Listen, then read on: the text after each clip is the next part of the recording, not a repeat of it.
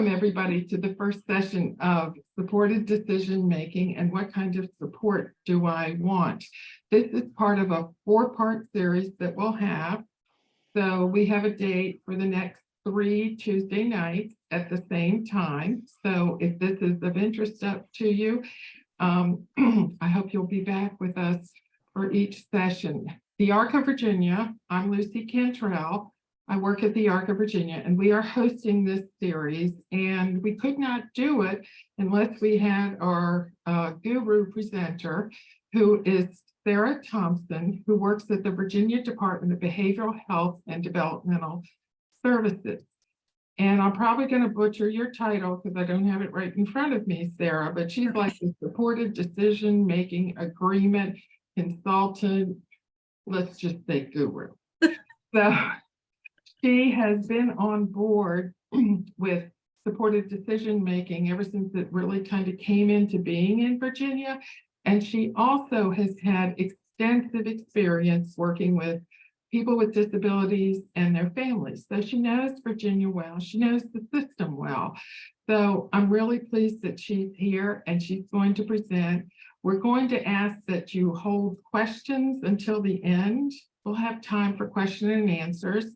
And if it seems like what we need to do, Sarah's also offered to do a question and answer follow-up sheet that can go along. So let's go ahead and get started, Sarah. Well, thank you, Lucy. Thank you so much for that very kind introduction. I couldn't do what I do without people like Lucy and groups like the Arc of Virginia, who greatly helped with the development of the documents that we're going to review over the next 4 weeks. So thank you to the Arc of Virginia, and thank you guys for being here this evening. So my name is Sarah Thompson, and I am the Supported Decision-Making Community Resource Consultant, which I always just say is a whole lot of words to mean that my job is to go around Virginia and help people have a better understanding of supported decision-making agreements, and really alternatives to guardianship so that people with disabilities have the opportunity to get help if they need it when it comes to making decisions or choices, but still keep all of their legal rights, which I personally believe is extremely important to all of us as human beings. So thanks for being here. And as Lucy said, this is a 4-part series. Tonight is our session 1, and each week is going to look a little bit like the same kind of thing that we'll cover. So let's see here, if we don't mind going to the next slide.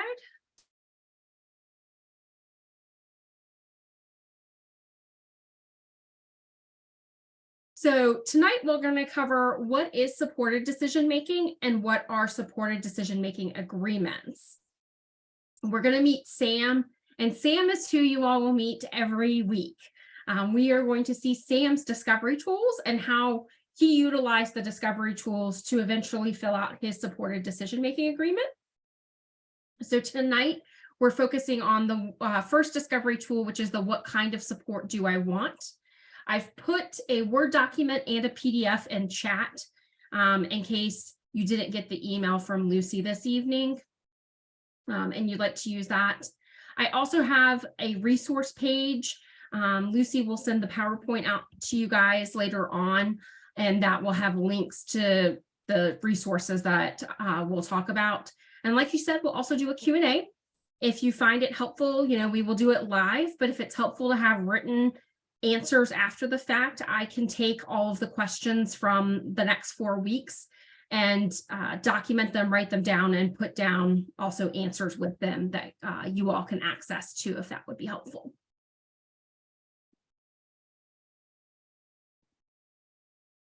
We'll go to next slide.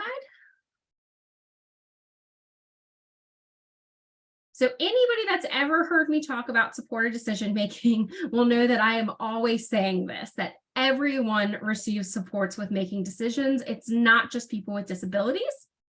I said it a lot on Saturday if you talk to me on Saturday. However, many individuals with disabilities are able to live independent lives and make important decisions through the use of supported decision-making. The American Bar Association defines supported decision-making as a decision-making model in which an individual makes decisions with the support of trusted individuals.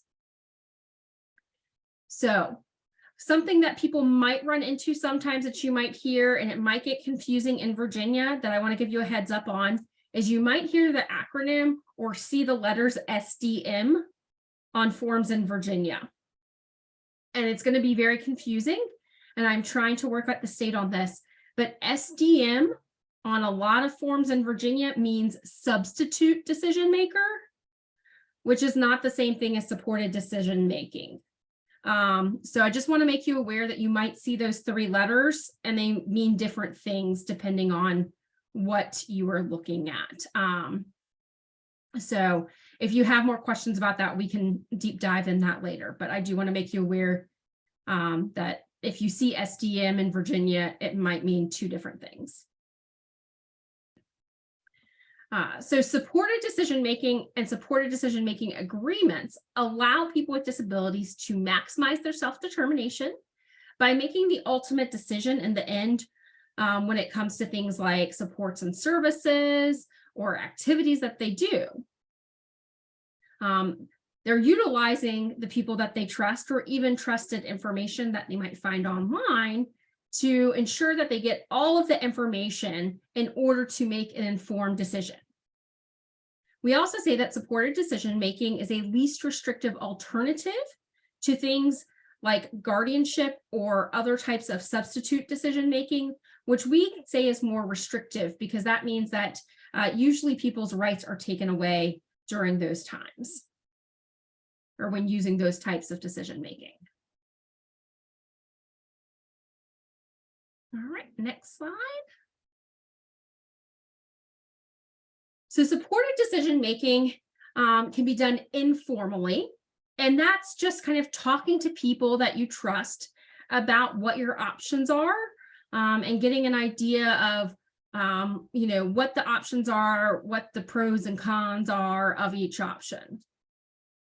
The more formal way of supported decision-making is by creating a supported decision-making agreement. And this is a document where an individual with a disability documents who they want to help them when it comes to making different types of decisions in their life, what those decisions are, and how they want to be helped. In Virginia, we have 4 principles for supported decision-making. The first one is that every person should be presumed to have the capacity to make his or her own decision. So what that means is that every person 18 years or older, regardless of if you have a disability or not, is presumed, or how we mean it is assumed, that you have the ability once you turn 18 to make your own decisions. This is actually a law in Virginia. So once you turn 18, you have the legal right to make your own decisions.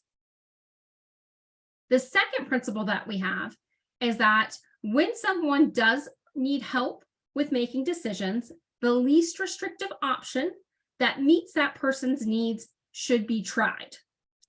And every effort should be made to maximize somebody's autonomy and independence. So increasing your self-determination and giving you the ability to make decisions on your own as much as possible. The third one is that supporters, legal guardians, even other types of substitute decision makers should always take into consideration someone's preferences when it comes to helping them make decisions. It's not a time where guardians or somebody that's helping you make decisions based off of what they think is best for you or what they want. If they're helping you think through a decision, they should be keeping in mind what your likes and dislikes and wants are. And then the fourth one is this idea of dignity of risk. So making good decisions takes practice and takes time. Everyone should have the opportunity to learn and grow for making maybe poor decisions or just making from decisions that maybe didn't turn out the best. And this is that idea of dignity of risk. simply making a poor decision is not a reason alone for somebody to lose their rights and to have a legal guardian or a substitute decision maker for that matter. Because I think if that's the case, all of us would maybe have legal guardians or substitute decision makers.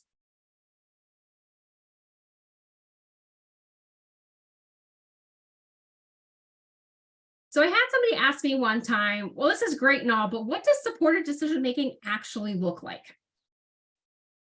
So supported decision-making, if we are actually practicing that together, that is when someone helps you using the model, which means of supported decision-making, which means that they've taken the time to learn and understand how you best take in and understand information that you're getting. They also need to know how you communicate your thoughts and feelings and choices to other people. And then once they know these things, they make sure that whatever tools or items you need in order to learn or understand things and to communicate are available. So when you ask someone for help with a decision or choice, they also need to tell you if, one, they don't know enough information about that topic, because it's really important to make sure that you have the opportunity to make an informed decision. And what that means is you should have the chance to know everything you need to know about your choices, what are the good things, the bad things, and the possible outcomes, depending on what you choose, before you make your final decision. The other thing that people need to do if they're helping you is to let you know that if there's a conflict of interest. So what that means is if they are helping you in a way that might benefit them. So say you've got questions or you're trying to decide something about where to live, a group home provider probably shouldn't help you with making that decision because it's considered a conflict of interest, because they might be encouraging you to stay at their group home because they don't want you to leave.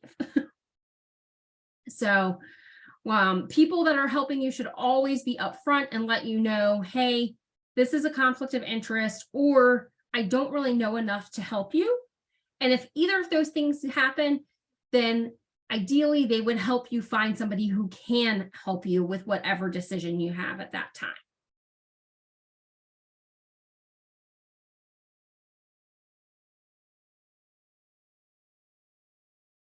All right, so supported decision-making agreements.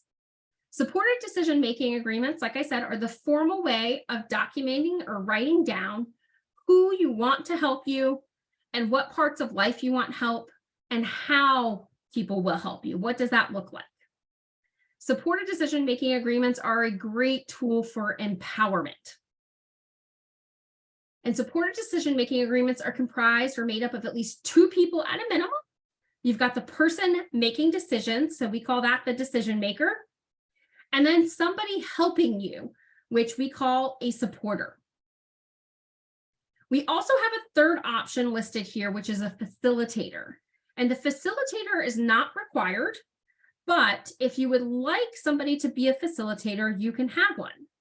Their job is really to make sure that supporters are doing what they say they're going to do.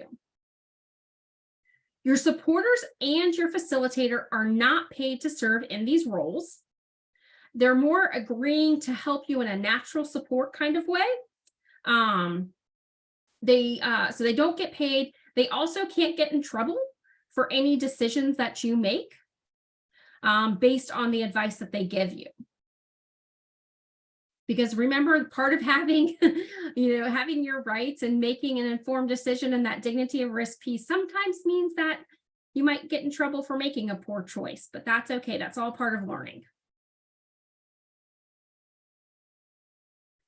So the decision maker, this is anybody who is 18 years or older, and in Virginia, you have to have an intellectual or developmental disability, and you have to be legally able to make your own decisions. So what that means is right now, you can't have a legal guardian or a conservator. Your supporters can be anybody that you trust. This could be family members, friends, co-workers.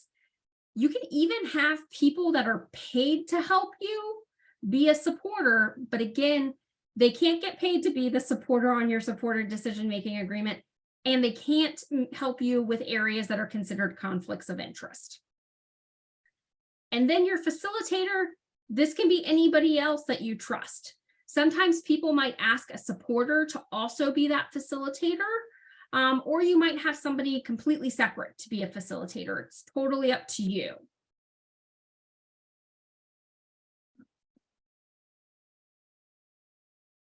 Next slide. So the decision maker, we like you to know as the decision maker what your rights are.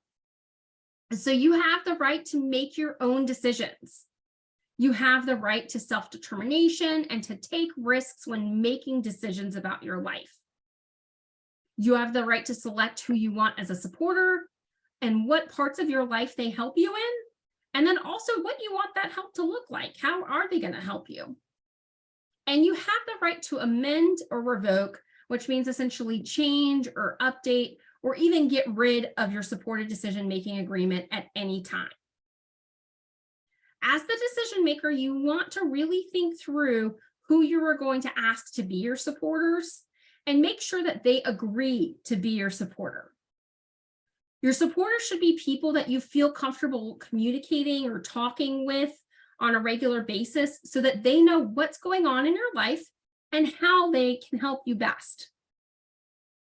You want to make sure that you're open with them about what's happening, what your concerns are, if there's anything new that you might need help with, and that you're as honest as possible in each situation when you're asking for help.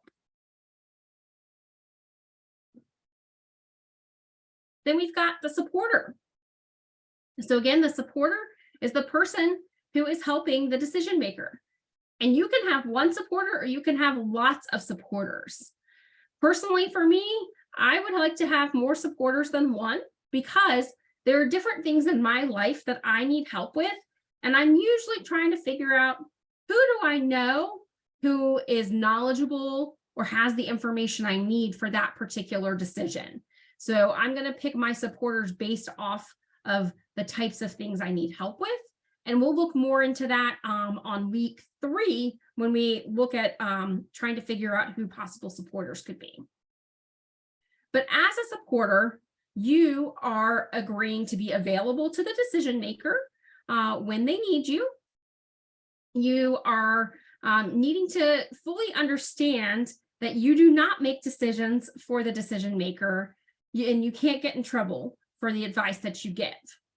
Again, you should be able to provide honest advice and fair information so that the decision maker can make the most informed decision.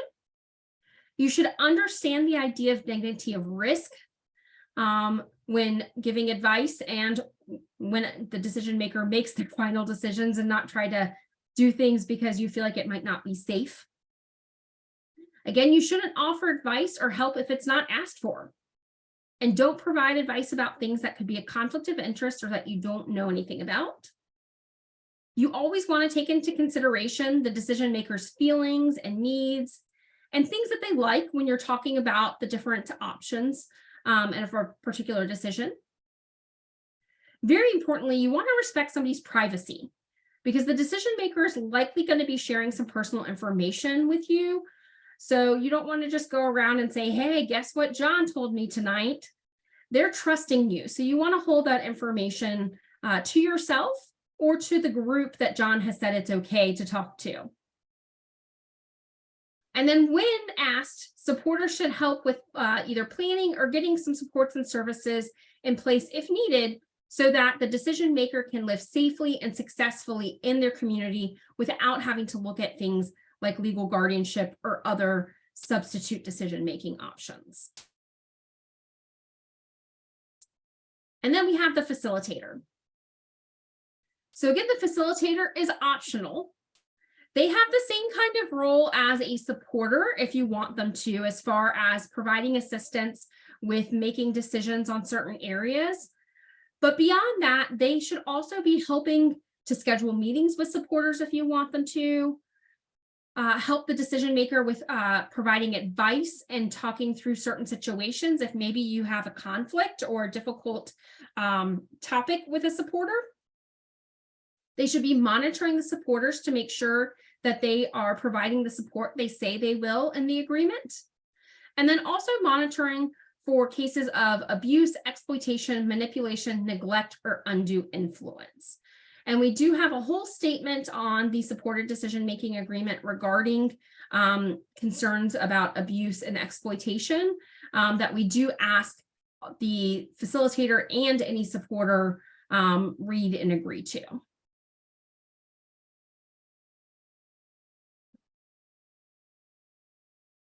So next we're going to meet Sam. So next two slides are just a little bit of information about Sam. Sam is 18 years old. He has autism and uses words to communicate. He is in high school and has been learning job skills and about how to be a good employee while in school. Sam is considering graduating so that he can work and focus on his dream of being an actor. Sam lives with his mother, father, and his older sister who visits when she's home from college. And Sam wants to live on his own in the nearby city after he graduates because he feels the city is where stars are made.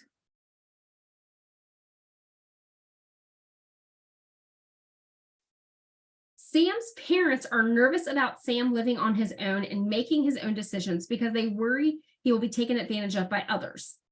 Sam has never had to budget his money or pay bills and believes that everyone he meets is his friend. Sam and his family decided to use a supported decision-making agreement to help Sam talk through decisions and the areas of life he needs more support. Sam is able to make his own decisions and keep his rights and independence. Sam and his family understand the benefits of Sam's right to take risks and learn from them. Like we talked about, the dignity of risk.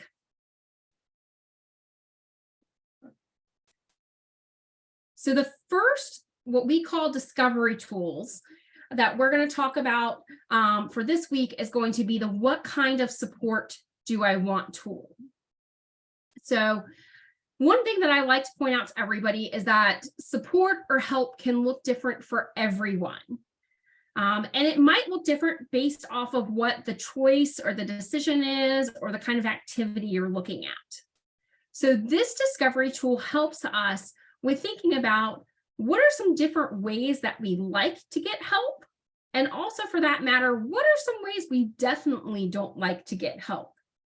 I had a parent this weekend that I was talking to who told me that, she tries to help her daughter and her daughter is always saying, "Mom, you're not being helpful." Well, it might be that the way mom is helping isn't a way that her daughter likes to get help. And when we talked about that, she kind of had that light bulb moment of like, oh, wow, yeah, I don't know what help looks like to her. So if you all want to, you can go through this document with me as I read through it. So it's a 3-page document. The first 2 pages have some descriptions on them. And these, if you have the PDF version, it's going to give you the option to do a checkbox and type in some more words, because sometimes you might have some of these options you might want to put more information in, and that's totally fine. The 3rd page is a page where you can write in anything you want regarding other ways you like to be supported, because we know we can't think of everything, or for that matter, again, ways that you don't like to be supported, because that is just as important for people to know.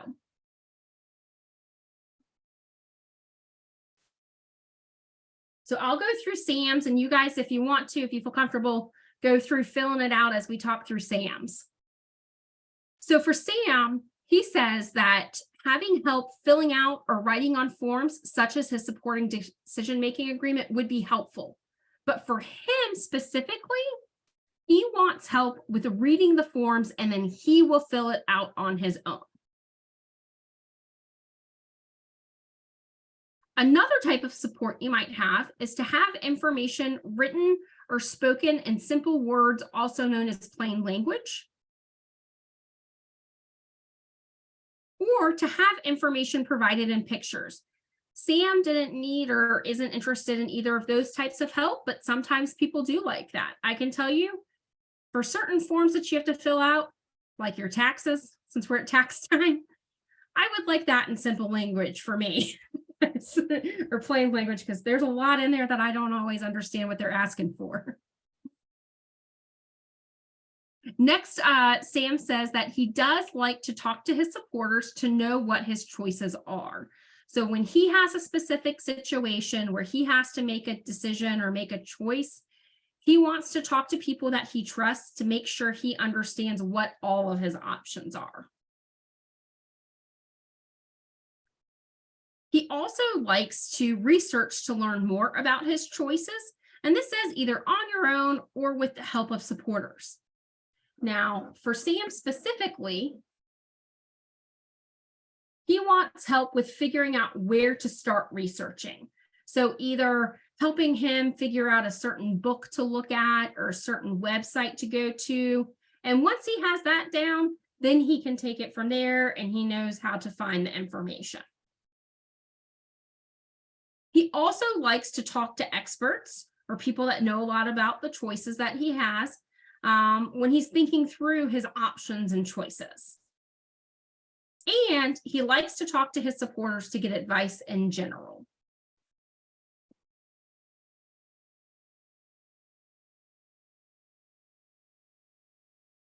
Now, Sam is not interested in taking extra time to think about your choices. When I filled out this tool for myself, that was like number one. So if you are somebody that likes to take extra time to think things through, then feel free to put that. I also like to say, if you're somebody that likes to take time to think things through, maybe you could write in how much time. Do you need 20 minutes? Do you need 2 hours? My husband would tell you that I need 2 years sometimes to think things through. So feel free to put in that kind of information. So even though Sam doesn't need that extra time, he does like to get help with making a pros and cons list or a list of the good things and the bad things with each of his choices. He likes to have supporters remind him about his values, so things that are important to him and how this might impact his choices. And Sam also likes to have help trying out different choices to see how he feels about each choice. So if you think about this, sometimes you might, with jobs, you might get to do internships or little trials for jobs, and that can help determine which job you might like. The same thing for food or for going to new places. You can always try something out, but that doesn't mean that you have to stay with that choice or decision forever. You have some other types of supports, which could be have help from your supporters with communicating your choice to others, or even using technology like your phone or computer to help communicate your choice to others. Some people don't or have a hard time communicating with people through spoken word, and they do better when they write it down, and that's okay. So you might text somebody or send an email or write a note in your phone and then show it to somebody, or write a note in your phone and read it to somebody later. The next thing Sam likes, though, is to have receive reminders about important dates and times. And this is very important to Sam. He needs reminders the week before and the day before. He also likes to have supporters come to meetings and appointments with him. And then the last type of help that we put in here is to take classes, which could be online or in person, to learn more about choices. This isn't necessarily something Sam is interested in, but if you are, feel free to put a check mark next to it.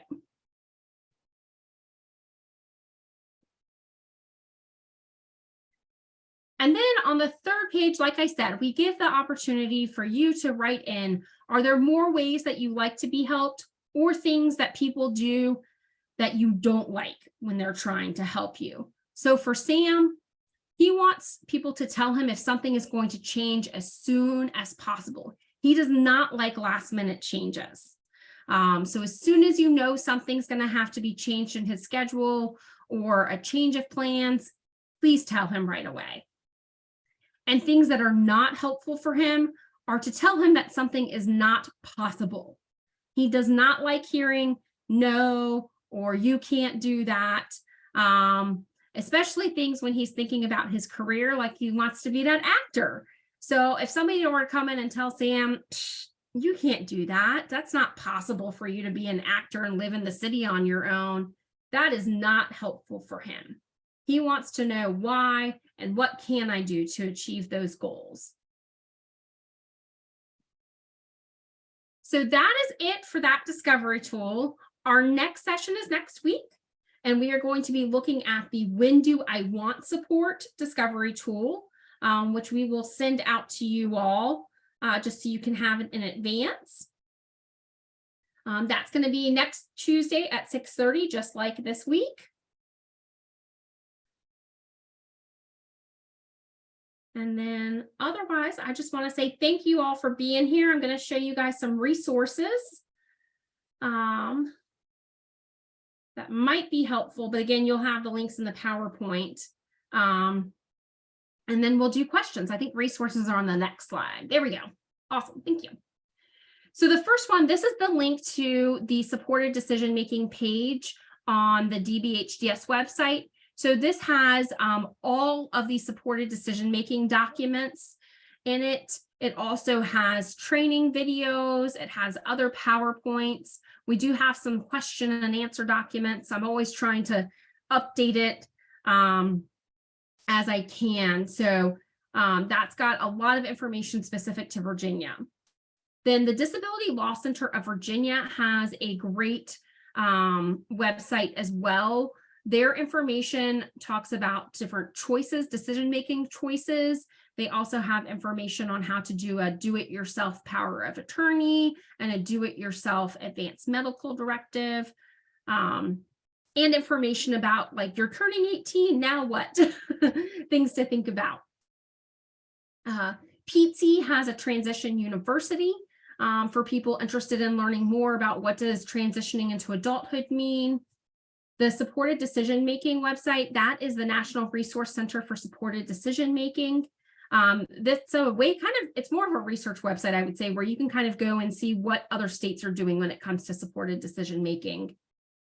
Then the WINGS booklet, this is a document that the court systems have and the judges are aware of. It talks specifically about alternatives to guardianship, and some of the legal codes in Virginia regarding different types of decision-making.